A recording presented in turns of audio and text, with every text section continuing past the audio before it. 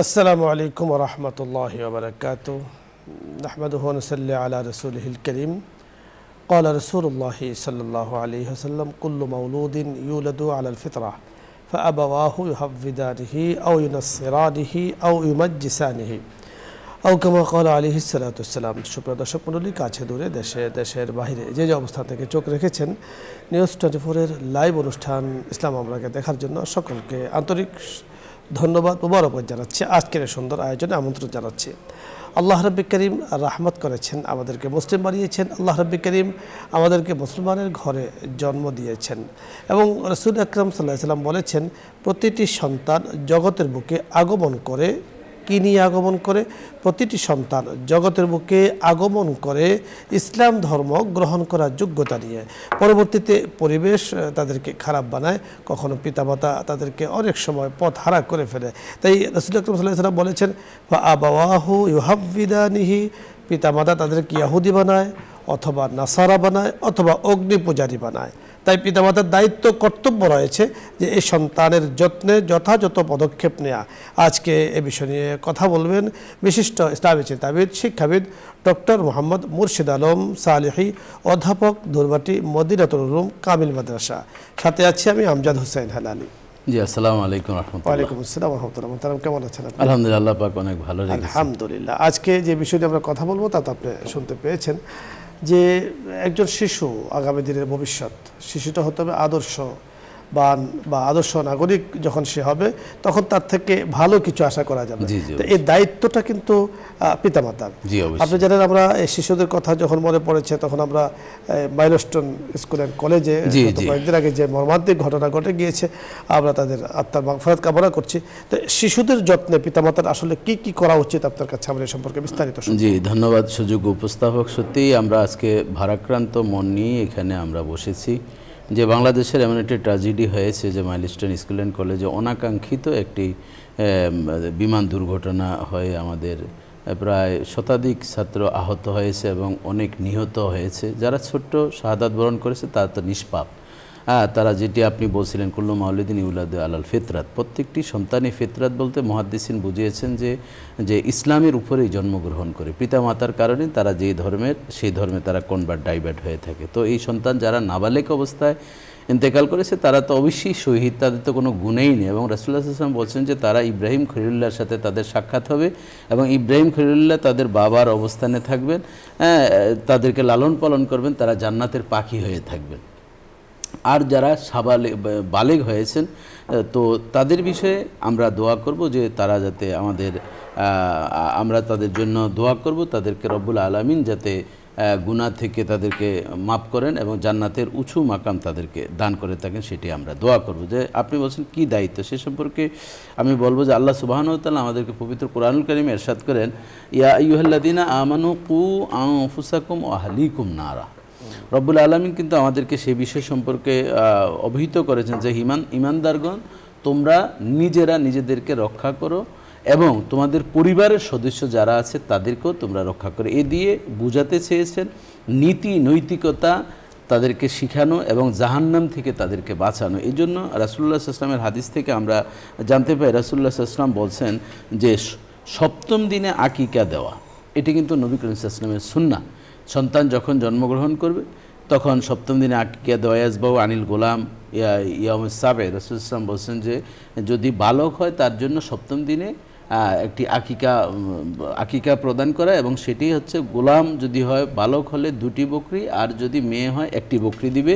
ওয়ুসাম্মা ফি, এবং তার নামকরণ করবে এবং রাসূল সাল্লাল্লাহু আলাইহি ওয়াসাল্লাম ইয়াহলাকু রাহসাহু, এবং তার মাথার চুল কাটবে এবং ওই চুল সমপরিমাণ সাদাকা করবে। সেটি কি মানে রূপ্য, চাঁদি রুপি বা যেটা সবচেয়ে দামি সেটি দান করবে। তাহলে রাসূল সাল্লাল্লাহু আলাইহি ওয়াসাল্লাম নামকরণের কথা বলেছেন এবং সন্তানের জন্য সন্তানের পক্ষ থেকে আকিকা দিলে তার বিপদ আপদ দূর হবে এবং তার মাথার চুল কাটে, এই যে সবগুলো বিষয় সন্তানের কল্যাণের জন্য। এবং দেখুন, সন্তান যখন আস্তে আস্তে কথা শিখবে, রাসূল সাল্লাল্লাহু আলাইহি ওয়াসাল্লাম বলছেন সর্বপ্রথম তাদের জবান থেকে কোরআনের শব্দ যাতে বের হয়, আলিফ বা তা, এবং তার অক্ষর মানে কোরআনের জ্ঞানগুলো যাতে তার মুখ থেকে বের হয়, সেভাবে আমরা শিক্ষা দিব।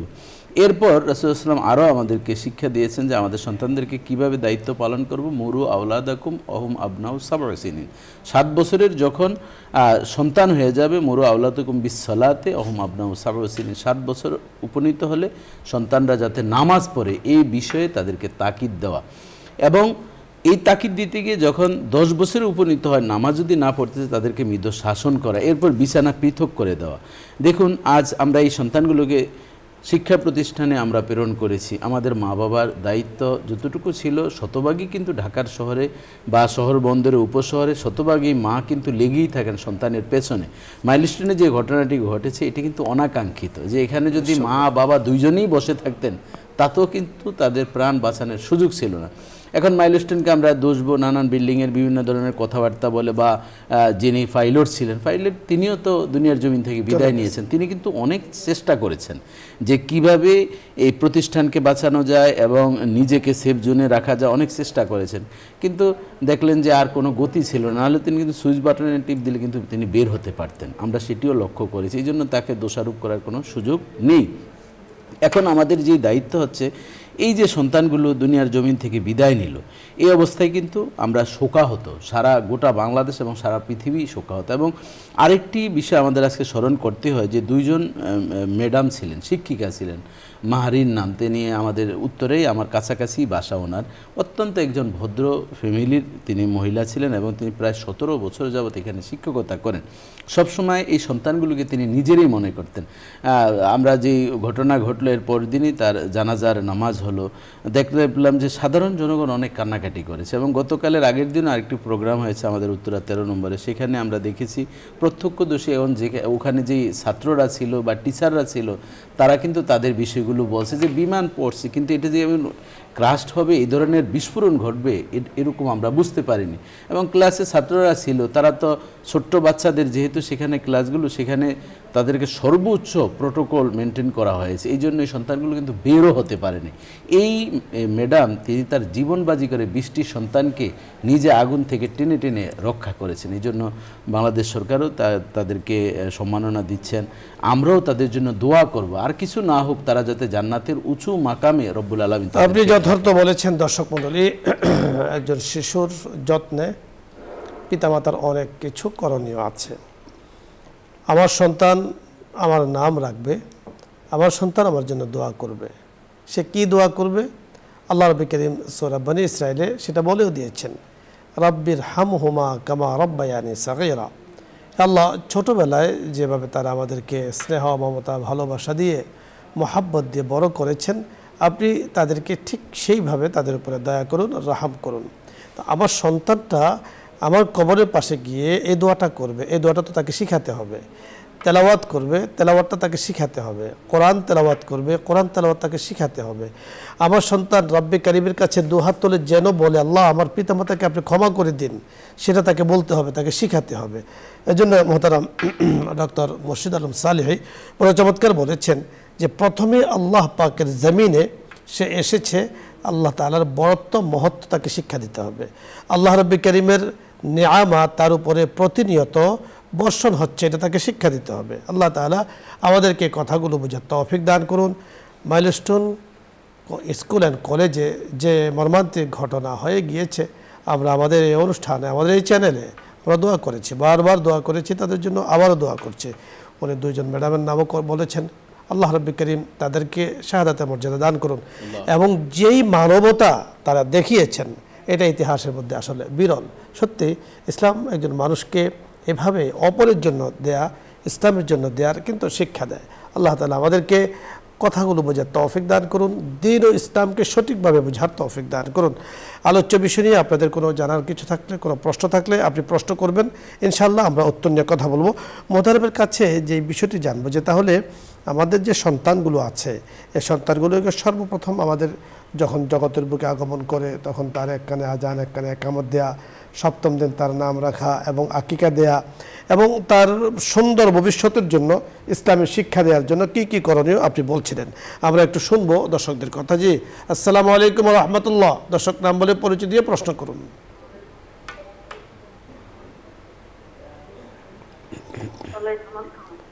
জি, প্রশ্ন করুন। আমি নাটোর থেকে বলছি। বলুন। আমার দুটো প্রশ্ন। গোসলের সময় 3 বার নাকে পানি দিলে 3 বার করে করলে ওযু হবে। আর একটা প্রশ্ন, 5 ওয়াক্ত নামাজের পর সালাম ফিরানোর পরে আয়াতুল কুরসি পড়তে হবে নাকি আস্তাগফিরুল্লাহ তারপরে কালেমা শাহাদাত? জি, বুঝতে পেরেছি, ধন্যবাদ। আমার কথা বলছি, আপনি শুনতে থাকুন। প্রথম প্রশ্ন বুঝতে পেরেছেন? জি জি জি, উনি যেটি বলছে গোসলের ফরজ আদায় করলেই তার পবিত্রতা হয়ে যাবে, এতে কোনো সন্দেহ নেই। তবে একটি মাসালা এখানে জানার বিষয়, যদি ফরজ গোসলের পরপর তিনি নামাজ পড়বেন বা এই ধরনের কোনো এবাদত যদি করবেন, তাহলে সম্পূর্ণ উজুটা করাই সবচেয়ে উত্তম। এরপরে তিনি এবাদত করতে পারবেন, এই এক।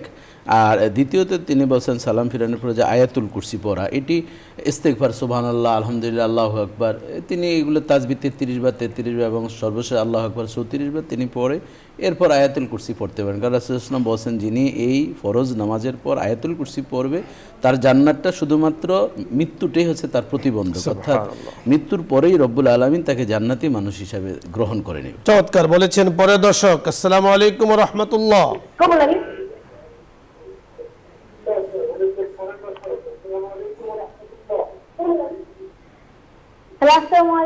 ওয়ালাইকুম আসসালাম ওয়া রাহমাতুল্লাহ।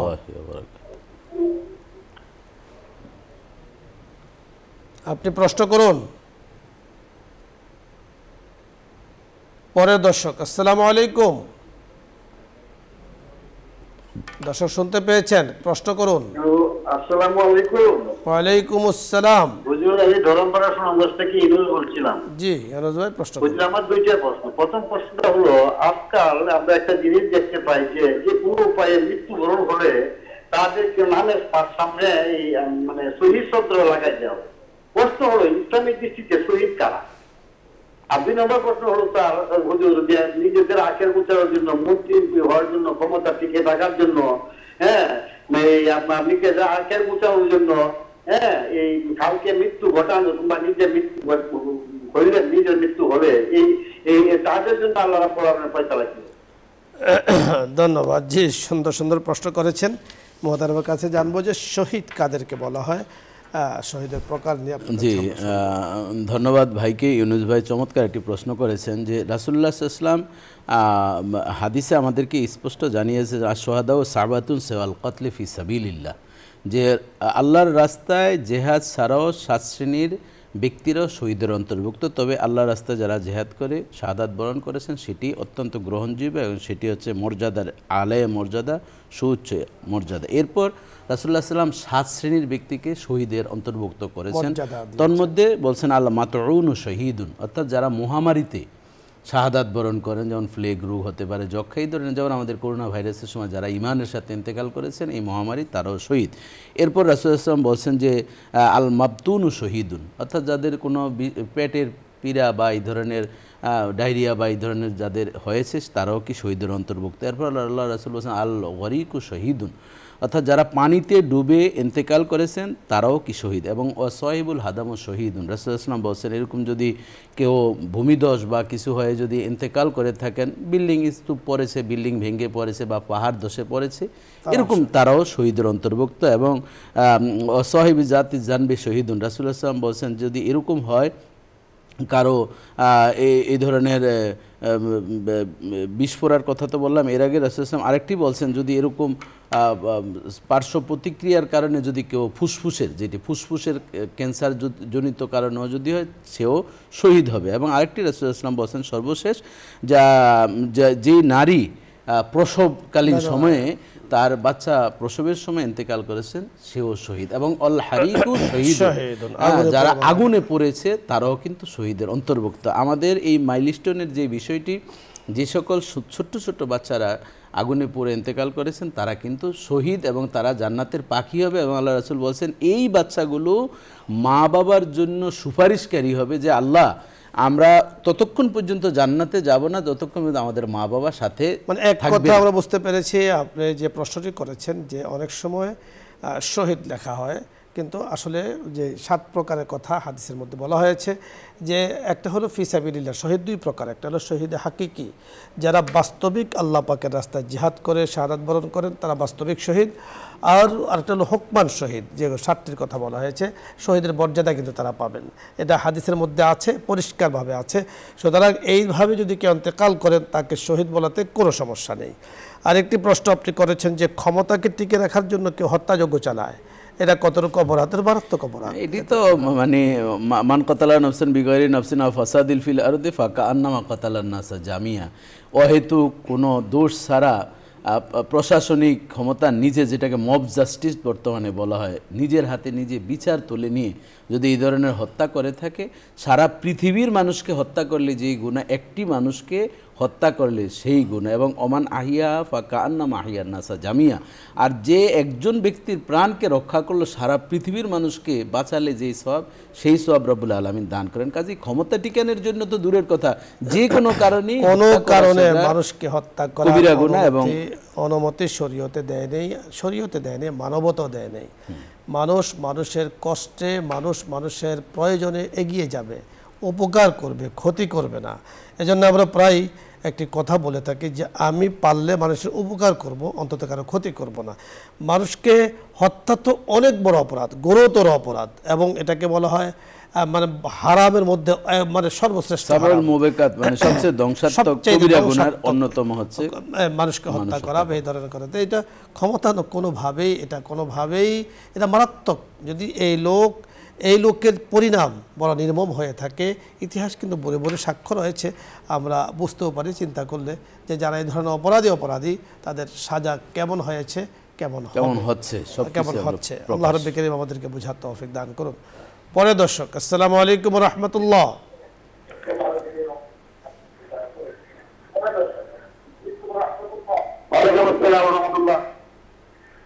আপনি প্রশ্ন করুন।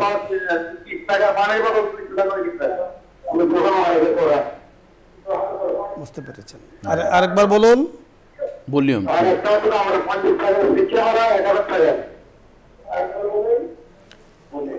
বোঝা যায়নি, ধন্যবাদ। পরে দর্শক, আসসালামু আলাইকুম। দর্শক মণ্ডলী, যারা প্রশ্ন করব টিভির ভলিউম কমিয়ে এরপরে প্রশ্ন করব। জি, আসসালামু আলাইকুম ওয়া রাহমাতুল্লাহ।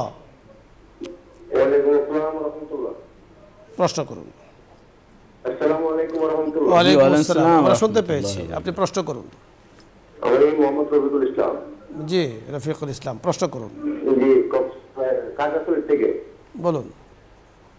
জি, আমার প্রশ্নটা হচ্ছে, আমি তো বিভিন্ন জায়গায় বিভিন্ন মসজিদে জুমার নামাজ আদায় করতে যাই সফরে। জি,